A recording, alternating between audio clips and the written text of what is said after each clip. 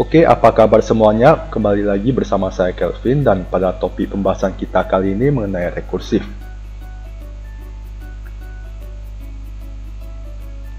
Kalau kita lihat, rekursif merupakan persamaan atau pertidaksamaan yang mendeskripsikan sebuah fungsi yang parameternya adalah parameter fungsi itu sendiri, tetapi yang bernilai lebih kecil.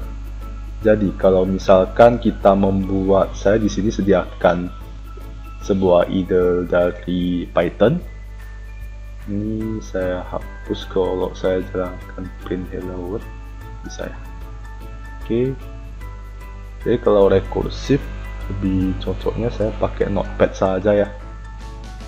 Di sini dikatakan bahwasannya rekursif itu merupakan persamaan atau pertidaksamaan yang mendeskripsikan sebuah fungsi yang parameternya adalah fungsi itu sendiri. Misalnya kalau kita mau menghitung faktorial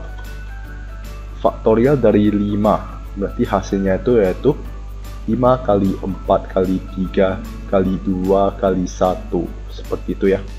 Kalau kita hitung nilainya berarti 120 ya.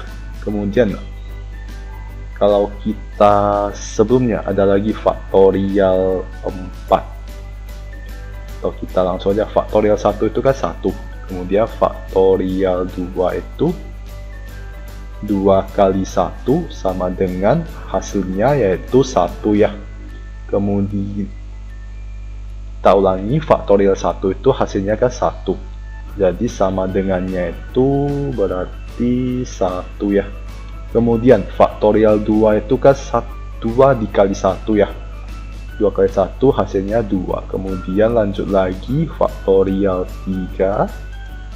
Faktorial 3 itu hasilnya kan berarti 3 dikali 2 dikali 1 ya. Ini saya rapikan seperti ini. Kemudian ada lagi faktorial 4. Faktorial 4 itu merupakan 4 dikali 3 dikali 2 dikali 1, hasilnya berarti 24 ya. 6 kali ini kan hasilnya 6 kali 4 24. Kalau kita lihat kira-kira yang fungsi, kalau kita buat fungsi faktorial kan berarti kalau di pertemuan lalu kita buat fungsi itu seperti ini ya. Faktorial parameternya misalnya n dan sekian. Ini isi fungsi statementnya, statement dari fungsinya ya. Kalau di sini kita lihat rekursif itu merupakan sebuah persamaan atau pertidaksamaan yang mendeskripsikan sebuah fungsi yang parameternya adalah parameter fungsi itu sendiri. Berarti fungsi ini kan ada parameternya yang bernilai kecil. Misalnya kalau kita lihat kita mau panggil faktorial 2 kan, kita juga bisa buat faktorial 2 itu merupakan hasil kali 2 kali faktorial 1 ya. Ini saya kasih enter aja ya. Faktorial 1 itu kan hasilnya 1 ya. Kemudian faktorial 2 kan hasilnya 2 kali 1. Jadi kalau 1 itu kan tadi faktorial 1, berarti bisa dikatakan faktorial 2 itu adalah 2 kali faktorial 1.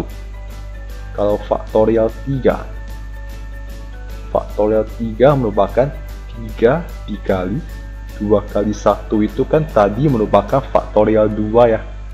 Jadi bisa dikatakan 3 kali faktorial 2. Kemudian faktorial 4 itu berarti faktorial 4 sama dengan 4 dikali faktorial 3 kali 2 kali 1 ini kan berarti faktorial 3 ya. 3. Dan seterusnya faktorial 5 itu berarti 5 dikali faktorial ini ya, 4 3 2 1 merupakan faktorial 4 ya. Jadi kalau kita lihat faktorial 2 kali faktorial 1, faktorial 3 kali faktorial 2, faktorial 4 kali faktorial 3, selisihnya cuma 1 ya. Kalau 5 4, kalau 4 3.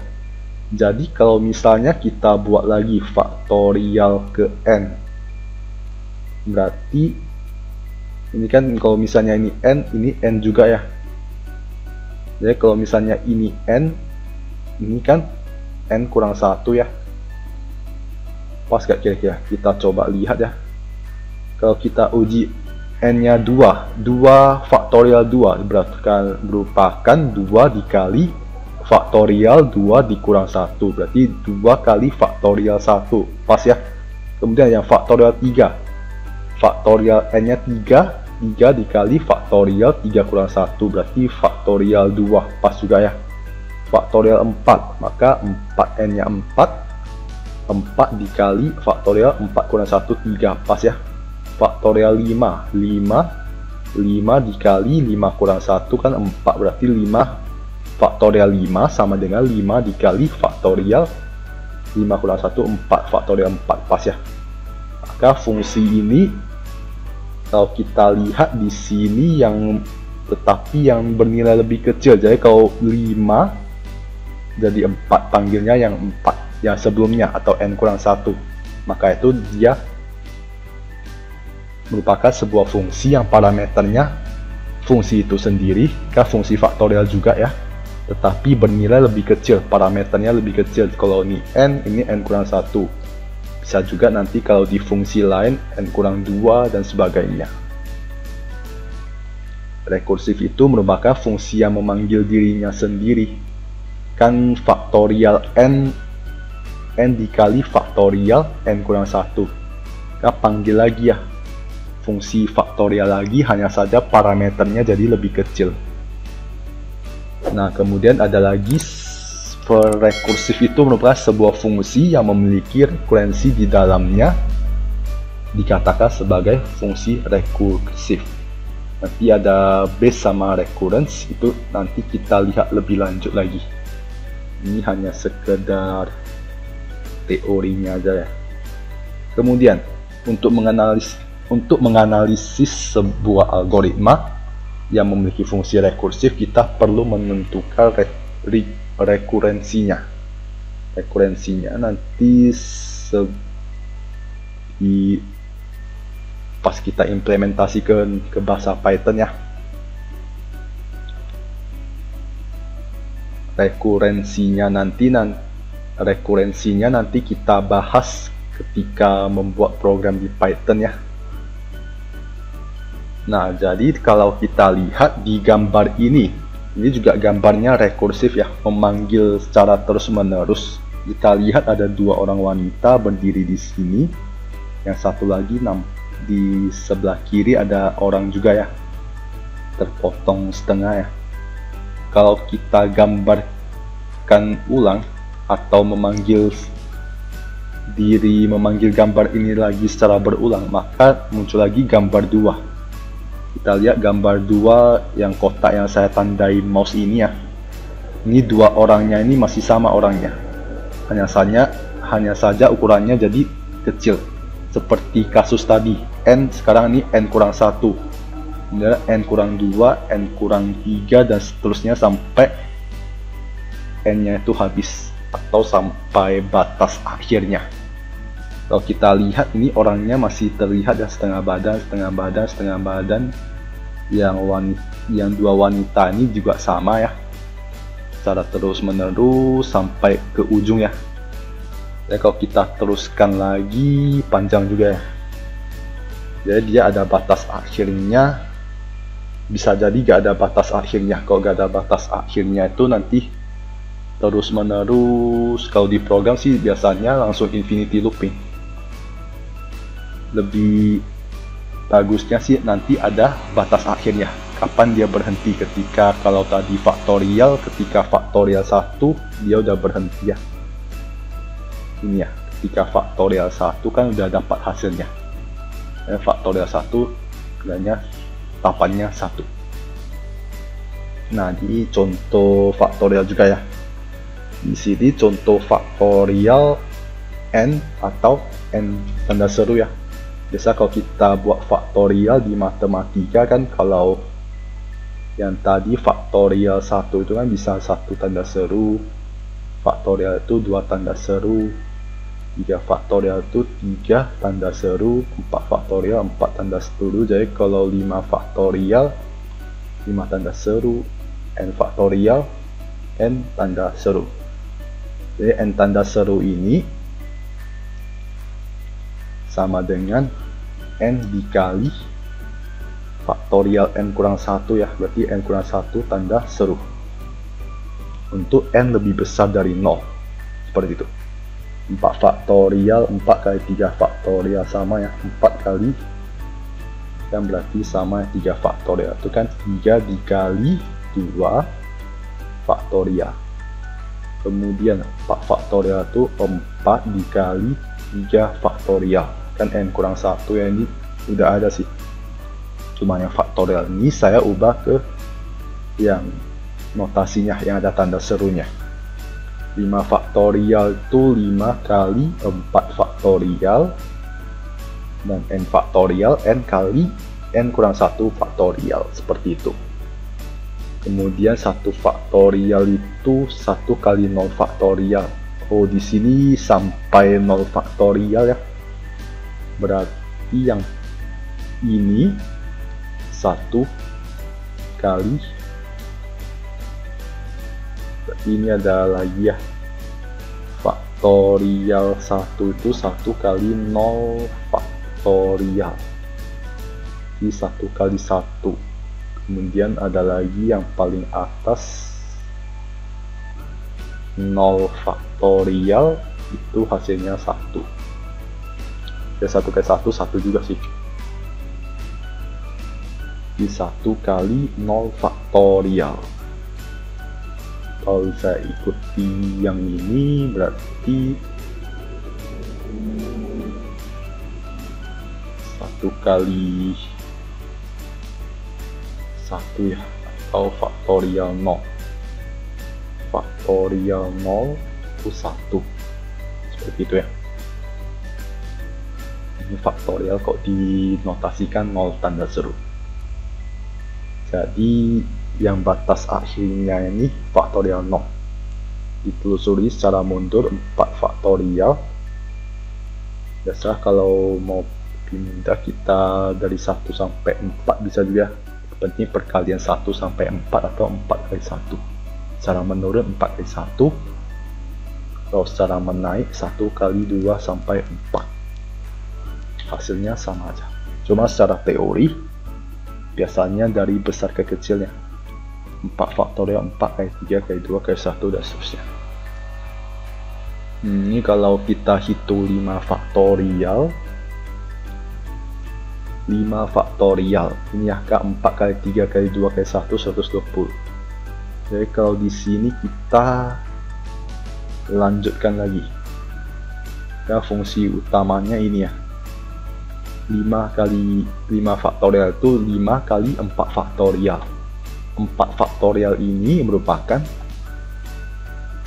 ianya 4 kali 3 faktorial.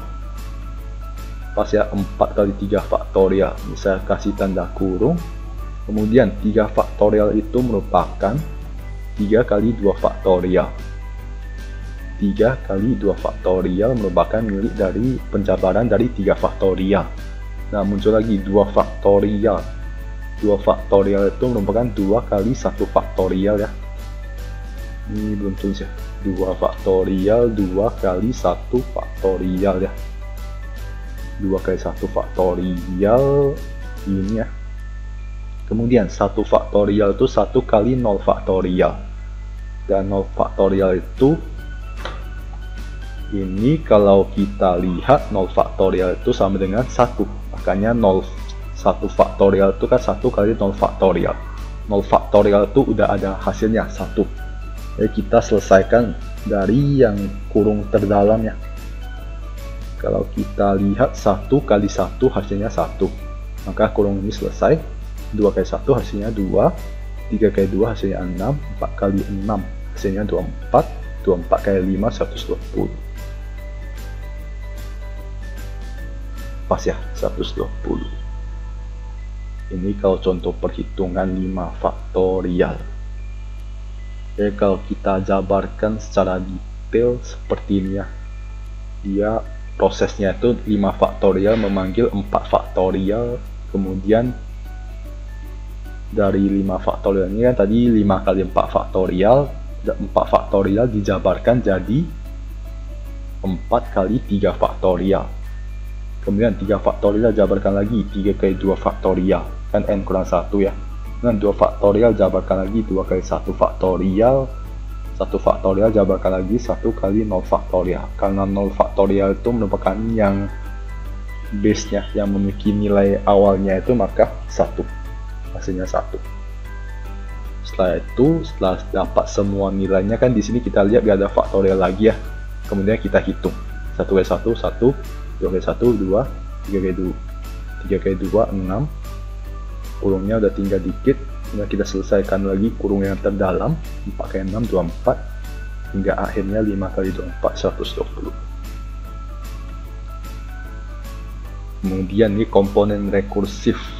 Jadi tadi kita ada singgung tentang base ya, sama base case itu merupakan, jadi di sini ada 2 komponen rekursif.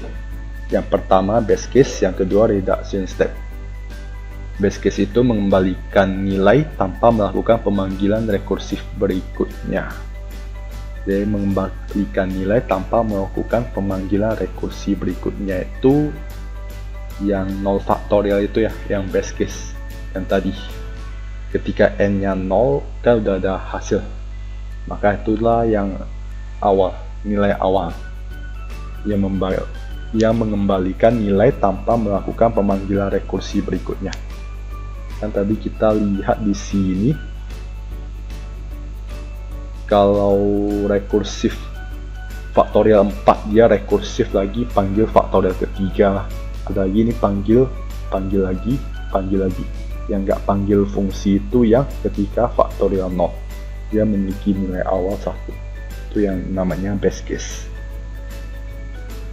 Kemudian ada lagi reduction step, menghubungkan fungsi di suatu nilai input ke fungsi yang dievaluasi di nilai input yang lain. Jadi yang reduction step itu yang ini 1, 2, seterusnya sampai n. Reduction step fn sama n kali f kurang 1.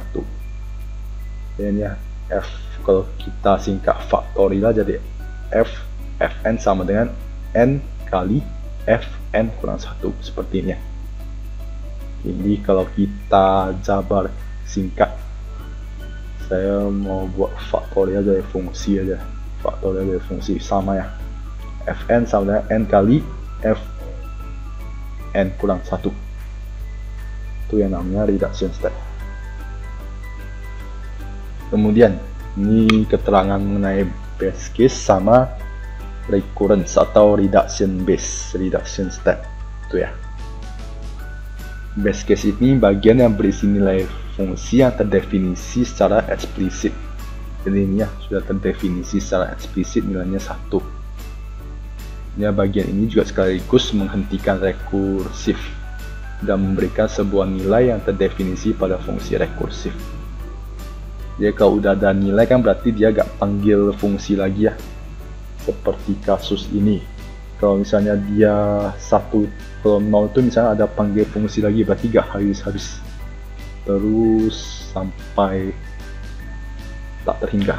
Jadi karena di 0 faktorial dia udah ada hasil nilainya, maka 1 kan udah berhenti.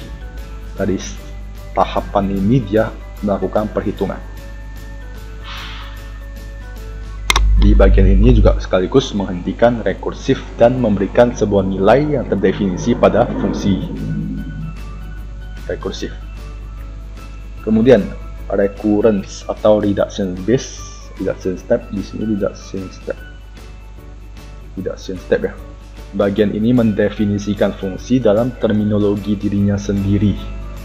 Jadi kalau faktorial ke fungsi yang ada dalam fungsi ya, fungsi yang memanggil fungsinya sendiri ya, hanya saja parameternya yang berkurang atau menjadi lebih kecil nilainya. Berisi kaidah untuk menemukan nilai fungsi pada suatu input dari nilai lain pada input yang lebih kecil. Jadi kalau ini n kurang 1, sama seperti tadi ya. Kalau 5 jadi 4 kan lebih kecil ya, 4 jadi 3, Ini faktorial 3, maka dia panggil parameter nilainya yang lebih kecil, di bawah 3 berarti 2 ya. 4 juga 3. Biasanya untuk menghitung nilai n, faktorial n, dia panggil fungsinya parameternya lebih kecil ketika memanggil fungsi dirinya, seperti itu. Tapi ada kasus tertentu dia ada juga sih n tambah 1. Mungkin bukan pada kasus faktorial ya. Kemudian format recursive, if this base case solve it, else redefine the problem using recursive case. Jadi kalau udah ketemu base case maka selesaikan. Selain itu membuat ulang lagi fungsi untuk menghitung rekursif ya. Bentuk rekursi bertujuan untuk menyederhanakan penulisan program, menggantikan bentuk iterasi. Ini contoh rekursif. Kalau kita lihat ada algoritma A sama algoritma B. Di algoritma A, setelah menjalankan statement tertentu, dia mengembalikan nilai algoritma C dengan parameter tertentu.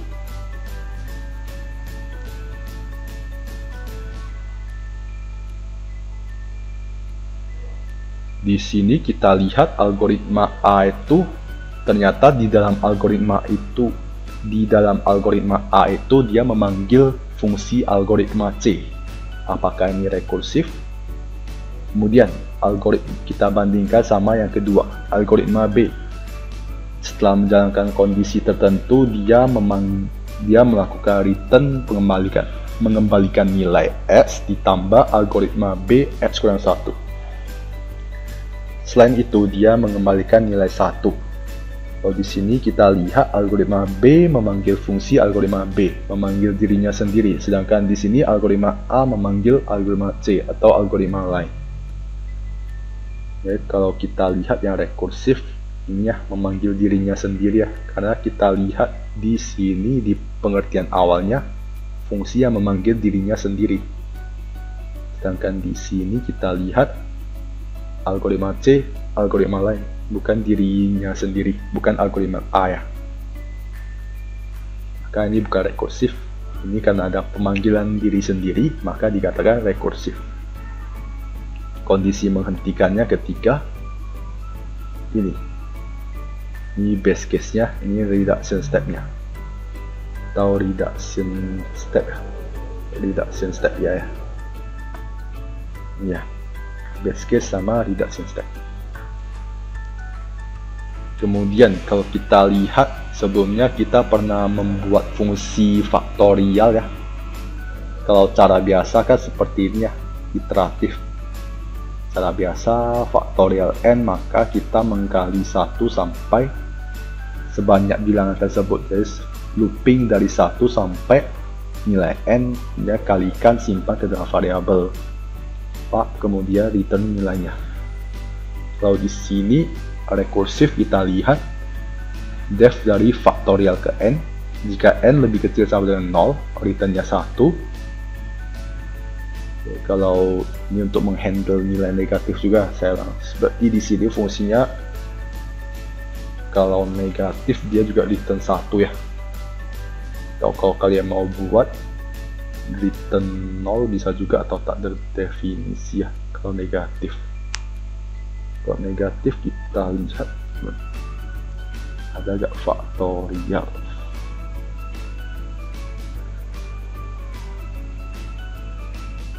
Dua faktorial ini ya, 2 faktorial 2. Kemudian kita hitung 5 faktorial 120. Kemudian kita hitung min 6 kurang 6 faktorial. Tidak bisa ya. Coba min 6 sama dengan min 6 faktorial invalid ya, berarti tidak bisa. Untuk menghandle nilai negatif bisa di luar fungsi, kalau di dalam fungsi mungkin returnnya nanti dipisah. Return misalnya kita hitung def dari faktorial, ini cara biasa ya.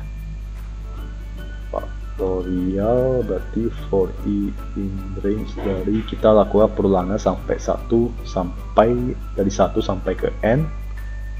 Variabel ini kita jadikan sebagai pengali. Setelah selesai itu kita return nilai faktorialnya. Kalau di sini kita panggil misalnya n sama dengan int dari input, print faktorial dari 5. Ini pakai cara iteratif ya. 5 120. Oke. Oh kan ya, faktorial n aja ya. Kan kita udah input ya 5 120. Kalau nilai lain 424 pas ya. Ini pakai cara biasa. Kalau pakai cara faktorial pakai cara rekursif ya. Pakai cara rekursif jika n nya itu sama dengan 0,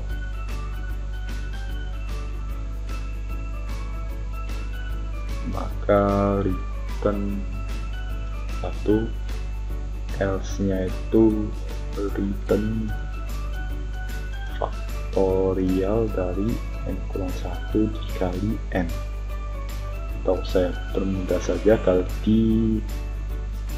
pas kita coba kan ini ya, jika fn itu berarti n dikali faktorial n kurang 1 ini ya. Jadi ketika 0, ketika faktorial ke 0, n nya 0, maka returnnya 1. Kalau kita jalankan sama juga hasilnya, 5 120, kemudian 4 sama ya. Kemudian jadi di sini perbandingan rekursif sama iteratif. Kalau kita lihat lebih di sini kita tidak pakai for ya. Kalau di sini pakai for, dia lakukan perulangan kali. Biasanya di sini dia memanggil fungsinya secara terus-menerus. Penulisannya kelihatan lebih mudah yang rekursif, karena mungkin pengalinya cuma ini aja sih. Kalau di sini ada kali di sini sama for lagi, sama ada satu variabel lagi. Ini kalau kita masukkan negatif, sepertinya error ya. Jadi kalau untuk handle negatif, kalau di sini bisa juga sih, jika n lebih kecil dari 0, print nilai n wajib positif. Oke, hasilnya baru kita tag aja. Oke, ini salah satu handle error ya. 50, nilai n wajib lebih besar dari atau nilai n wajib positif. Kalau di sini 5 pas ya. Atau kalau mau dari fungsi kita handle di sini, jika n lebih kecil dari 0 ya, return 0. Ini bisa juga sih. Atau kalau false saja, return 1, return 0 bisa gak? Kita coba ya. Jika Jadi kalau gini dia langsung error atau 0 langsung ya. Kalau masuk ke 50 langsung 0 seperti itu. Kalau ketika hasilnya 0 maka error. Kemudian kita lanjut lagi. Kode berikut memperlihatkan contoh fungsi rekursif untuk menghitung hasil kali dua bilangan.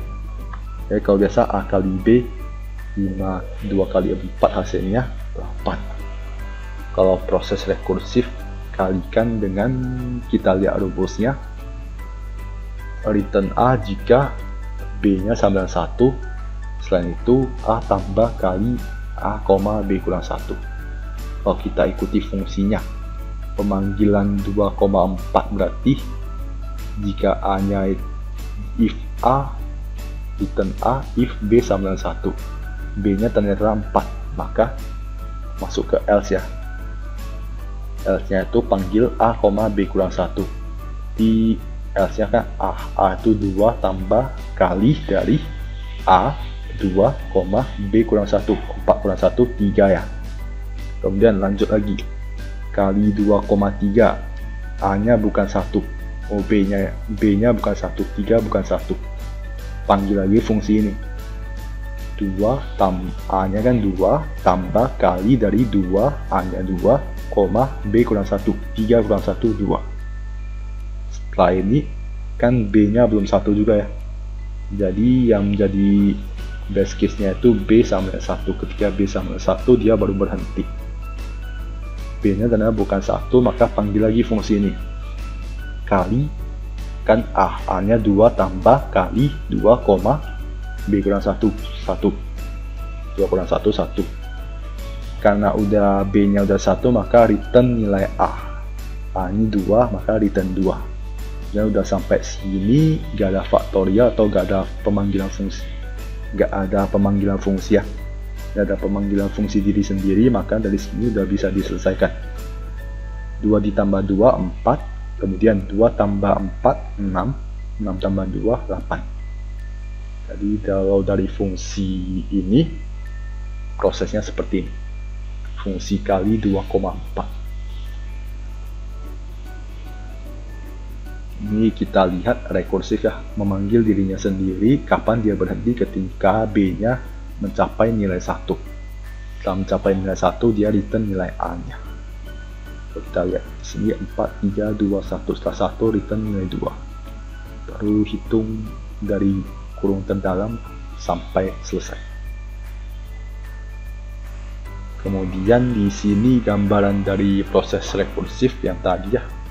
Faktorial 4 itu 4 kali faktorial 3. Faktorial 3 itu merupakan 3 kali faktorial 2. Faktorial 2 itu merupakan 2 kali faktorial 1. Dan di sini dia faktorial 1 sudah selesai. Faktorial 1, 1. Setelah itu 4 kali 3 kali 2 kali 1. Seperti itu. Ada pun juga kekurangan rekursif. Jadi meskipun ada penulisannya singkat, ada juga kekurangan dari fungsi rekursif ya. Meskipun penulisan program dengan cara rekursif bisa dibilang lebih pendek, namun prosedur atau function rekursif memerlukan. Ini duanya. Kekurangan, 2 poin kekurangan rekursif. Yang pertama, menggunakan memori yang lebih banyak, kemudian waktu yang lebih lama. Kalau kita lihat tadi faktorial ini ya, ini saya pakai fungsi ini ya,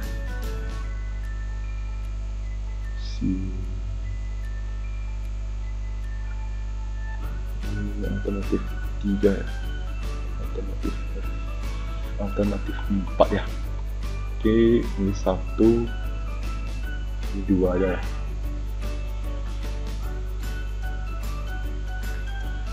Kalau kita lihat manggil fungsi faktorial 1, jika faktorial 1 kita kalau menghitung 1000 faktorial masih cepat ya. Coba kalau kita pakai rekursif, tadi langsung muncul ya angkanya ya. Kalau pakai rekursif tadi 1000 ya, 1000 mungkin lama. Oh bahkan udah factorial is not defined. Oh, yang ini ya.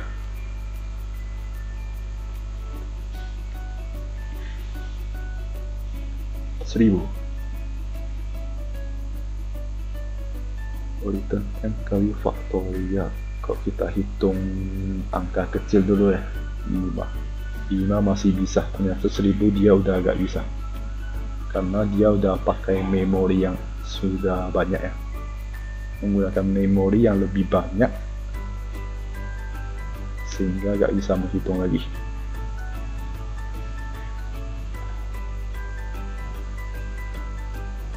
Untuk bilangan besar dia udah, karena memori yang sudah digunakan terlalu banyak, jadi dia jadi error. Kalau angka kecil masih bisa, 10 masih sempat. Kita tambahkan 1 0 lagi, masih bisa. Tambahkan 1 0 lagi, sudah gak sampai. Seperti itu. Ini kekurangan dari rekursif. Waktunya lama. Kalau bisa tadi berarti waktunya lama. Ini kalau kalian coba-coba mungkin angka 90 masih bisa, tadi 100 bisa, 90 bisa, 500 bisa gak? Bisa. Kalau 600 bisa juga, 900 juga bisa. Ternyata pas 1000 yang error ya, 99 juga error. Kemudian kalau kita coba 950 masih bisa. Seperti itu. Makin lama makin, jadi semakin lama dia makin membutuhkan banyak waktu ya. Kalau yang for iteratif tadi dia langsung aja ulang perkalian 1 sampai 950 selesai. Meskipun perulangannya panjang tapi dia sekali kerjakan. Kalau di sini seperti proses tadi ya, dia panggil sampai nilai n-nya mencapai 0. Dia panggil fungsi terus menerus sampai mencapai nilai base case ini. Kalau capai nilai base case dia baru berhenti return nilai. Kalau udah return nilai dia kalkulasi lagi semua, lalu dapat hasil. Meskipun penulisannya kalau kita lihat gak pakai for ya, soalnya udah pakai for, ini gak pakai for ya. Kelihatan singkat tapi proses di dalamnya itu membutuhkan banyak waktu dan memori. Kekurangannya memori yang lebih banyak dan waktu yang lebih lama. Kapan menggunakan rekursif?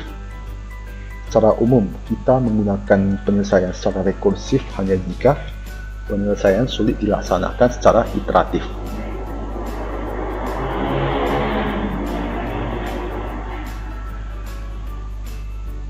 Kemudian ada lagi efisiensi dengan cara rekursif sudah memadai.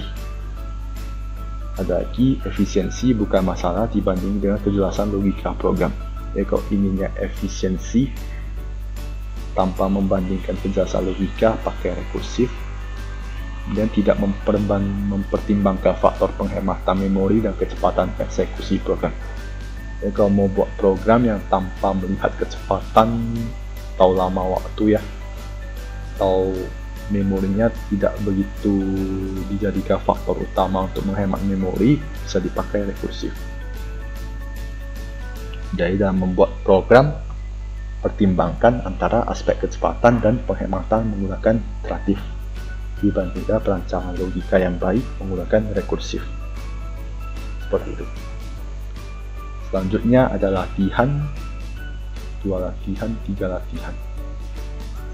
Latihan pertama, kita membuat fungsi untuk menghasilkan deret bilangan Lucas dengan ketentuan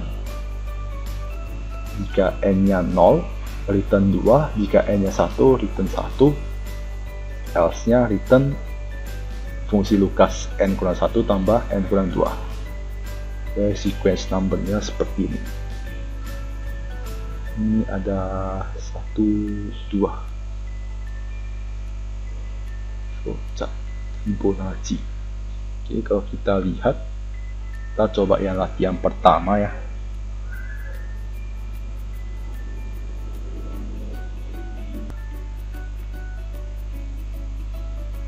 Kalau kita lihat def dari Lucas kangennya faktorial bisa dipakai lagi sih. Fungsi ini saya komen di sini udah bisa. Kalau tanpa komen bisa juga sih, langsung aja. Ini fungsi saya sukanya di atas, buat di atas aja. Di def dari Lucas dari nilai n, kita lihat kalau n nya itu sama dengan 0, maka return nya itu 2, elif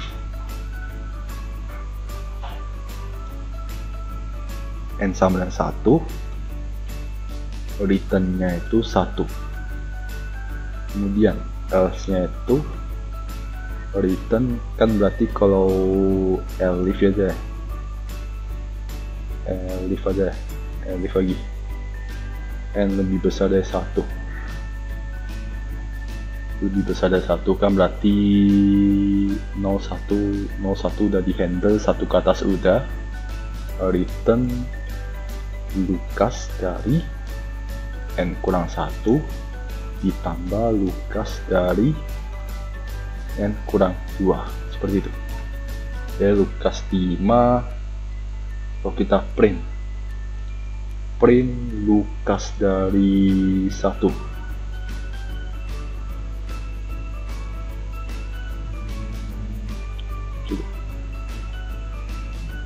oh belum ya, print Lucas n ya, print Lucas n, tutup aja. Oke, Lucas 5 misalnya, Lucas 5 berapa, 11 pas kan?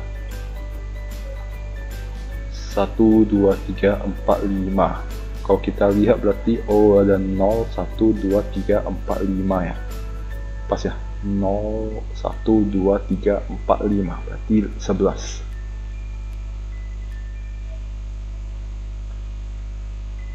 Kemudian ini kan kita printnya cuma satu-satu ya. Kalau kita mau banyak, misalnya 5 Lucas, kita pakai for lagi di sini, for i in range n, print Lucas dari iya, Lucas 0, Lucas 1 sampai seterusnya, koma n sama dengan spasi ya. Lucas itu sepertinya karena print mau pakai str ya, kok kita pakai ini aja bisa 5, bisa juga ya, karena nggak menghitung ya, dia cuma print aja. Pas yang di bawah 147, kalau kita hitung ini berapa,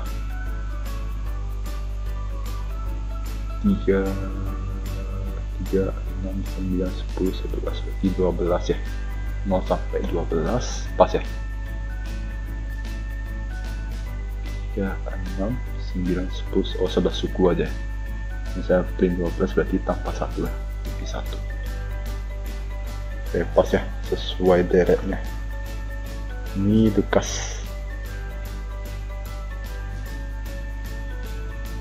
Kalau kita lihat sesuai fungsi ya, ketika n nya 0 return 2, ketika n 1 return 1, jika n nya lebih besar return ini. Kalau saya buat lebih besar maka return 0. Jadi kalau ada angka negatif min 10, dia agak sampai peruangan ada error sih, kosong, jadi gak perlu lagi, karena sebelum sampai di sini dia udah error. Min 10, oke, bukan error ya, berarti dia gak for i in range min 10,1 gak ada ya, maka error. maka gak tampil bilangannya, bukan error. Karena dia gak masuk for, ya udah selesai. Kan artinya kemarin seperti gini ya. Satu. Kalau min 1 mungkin